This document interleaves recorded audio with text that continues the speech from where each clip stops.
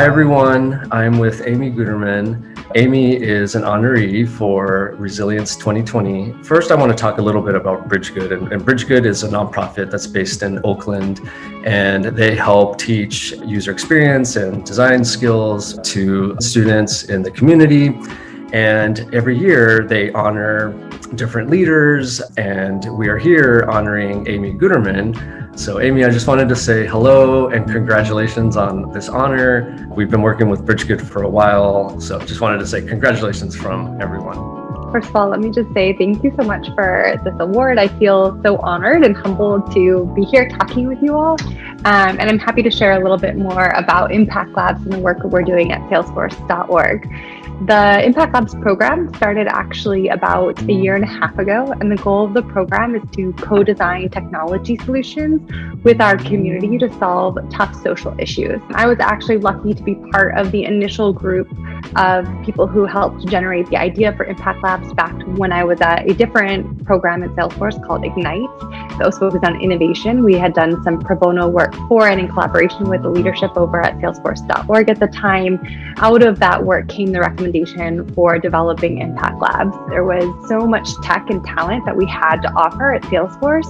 And we said, how can we better leverage all of our amazing pro bono volunteers, our technology platform, to work with the community to help realize some of their ideas and de-risk some of the innovation process for them. Many in the social sector don't always have the funding to take on a lot of technology risk and investment.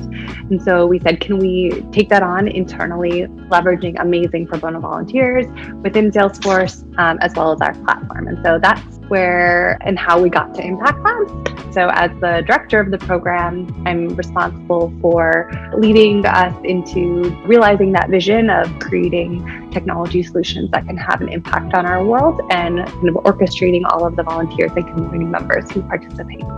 That's so great, really inspirational for the community. Do you have a story of one that you can share? Yeah, so this is really relevant for many of you who are out in the Bay Area. Our first Impact Lab actually focused on addressing the issues of housing homelessness within the Bay Area, looking at some of the challenges that San Francisco is facing uniquely to see where technology could support issues in the area. And so we selected this challenge based on community input. We asked, what challenge should we be focusing on and investing in together? And that's how we decided the issue of affordable housing and homelessness. And then we invited actually 19 community fellows to participate in co-designing and ideating potential solutions. We were working together as a collaborative, folks from nonprofits, so homeless service providers in the San Francisco Bay Area, educational institutions, City of San Francisco's mayor's office, as well as many other experts in the field. Technology is not a silver bullet, and it's not going to be the end-all be-all to the solution of homelessness, but are there areas in which we can innovate in technology that can at least help move the needle? Awesome. That's a great way to leverage design to have impact in communities and, take a really hard, complex problem and, use design to help address it. Can you tell us a little bit about what inspired you to be a designer?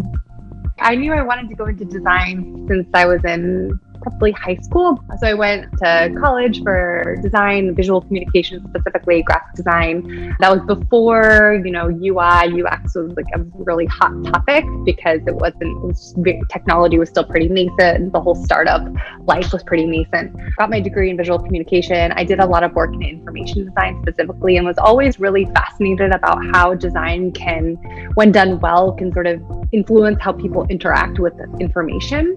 Found human-centered design and realized I was really driven more by the idea that design can help influence and change how people interact with different ideas and technology and physical products and services, sort of agnostic to what the output was, but the idea that if you're thinking intentionally about how something comes together, design can influence it if thought intentionally about it. Kind of fell in love with the notion of design being able to do so much more than just sort of look pretty on a piece of paper, but actually help influence the way people make decisions and think about the world around them. Today really is about nurturing technology careers and really thinking about how young designers that are learning about design, how we can help them navigate their own career paths. As you have navigated your own career journey, what are some key moments that stand out for you First, I think around this topic of resilience, I graduated into a recession. It was a time when a lot of companies were laying off designers, not hiring designers.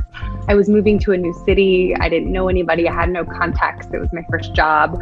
A lot of that kind of moment in time shaped a lot of my career and the way I think about approaching new opportunities. But I remember making cold calls to all the design firms in Chicago, being like, hey, would you just give me an informational interview? Not finding a job for a while really shaped how I approach everything in my career, because I try not to take no for an answer, and I just sort of try to push through hard times. Back to that theme of resilience is sort of shaped my career. One of the programs that BRIDGEGOOD has is the UX apprenticeship, and the UX apprenticeship program selects students and they go through a series of UX courses, and they learn from people like you and other companies where they can learn how design is being applied in technology and in those companies, and use that to help grow their own skill set, that being a foundation for those students to then enter into the technology field. Talk a little bit about how you think of the role of design in technology, its value proposition, why it's so important to consider. I cannot see technology being impactful without design. So it makes me think of the sort of very old school example of the Xerox copy machines, and bringing in some design researchers to observe how people use the first ever desktop Xerox machine, and how observing that process, you could see very clearly how the instructions were not clear, how the loading process wasn't clear. I mean, that's not even digital technology. That's a physical product, but it's still technology because it's the first ever. I think that still holds true today. Technology by itself isn't useful. Design helps make technology usable and meaningful to an end user. So if you're not actually considering what somebody's trying to accomplish using that technology, or potential negative implications of the technology, then it's not going to reach its full potential. It reminds me of a quote that someone said, it might have been Mark Benioff, that, there's a person at the end of every, computer and laptop and phone, so it is really about understanding people. We are really trying to think of the notion of creativity and resilience together. What do you think is creativity's role in creating and helping to create a resilient mindset? You have to think creatively about how you're going to approach the various roadblocks that might come up. So when I think about resilience, I think it's the ability to sort of navigate challenging times or uncharted waters, and being able to do so knowing that you're going to probably fail at various points, but being okay with that and then pivoting accordingly. And if you're thinking about, okay, if I'm going to hit a roadblock, then how am I going to creatively circumvent that roadblock so that ultimately I'm getting to my end goal, whether that's something in your career or if it's within a piece of work itself. So say, you talk to an engineer and you realize you can't design the UX exactly as you wanted to because you're hitting a technology constraint. Well, then you have to think creatively about how to still deliver an awesome user experience while taking into consideration this potential roadblock.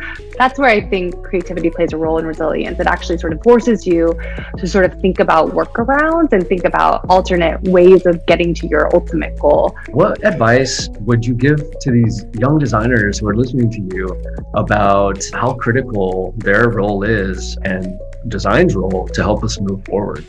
I don't know what everyone's going through right now, but I'm imagining each and every person has their own sets of trials and tribulations that they might be facing, whether that's with work, with design, school, life, continuing to bring that sort of resilient mindset of enthusiasm and optimism to find a way to pivot around those challenges, I think will be really critical. So I would look at, what are the lessons that each of you can learn from what might be challenging now, and just hold on to those, because I think that they will continue to play a role in your career as you continue to grow. We need young designers, because otherwise the work would get super stale and it would be no longer interesting and no longer working for the needs of our population. Design's about opening up and getting multiple inputs and kind of using all of that sort of cross-perspective input in creating something new together, because it's through those various diverse ideas that we're able to actually create. getting different perspectives will always be critical and really important, to keep progressing, to keep advancing and come up with new and novel ways. So young designers, there's a place for you for sure. Any advice that you would give young designers to learn and develop? Practice as much as you can, and you don't need to be working on paid work to practice. Take on passion projects, look for things that you're excited about, and just apply your skills so you can get better at them. Really pay attention to growing your critical thinking skills. A lot of times I hear young designers talk about, oh, I know Photoshop, or I know Sketch, and I know InDesign, or I know HTML. And while it's great to know your software, that does not mean that you know how to design. So think about, what is user experience design? How do I interview somebody to have really great insights? How do I do usability testing to really unearth what changes we should make? How do I think about my design choices so that they're creating the look and feel that I want to create so that this new product is taken up by the desired audience? So all those critical thinking skills, spend more time developing those. And as you're sharing your work, as you're meeting with people, really spend time talking about those, because that's what's really unique in a designer, not necessarily the software skills that you might be able to bring to the table. I'm curious about how, you hope to inspire others just in the future. I really hope that designers look to their skills as ways to make a positive impact on the world, and we're able to actually do that. I think it takes a lot of different disciplines to be able to do that, but as designers, I feel like we're uniquely able to corral and convene a bunch of different perspectives, good listeners.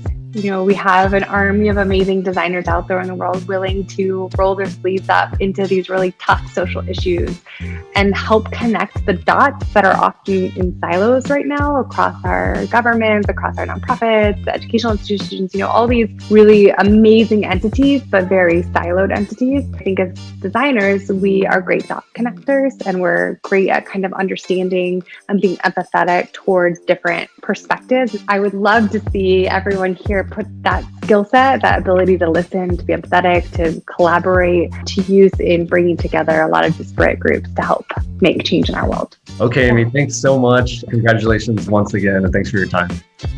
Great. Thanks so much, Mario. All right.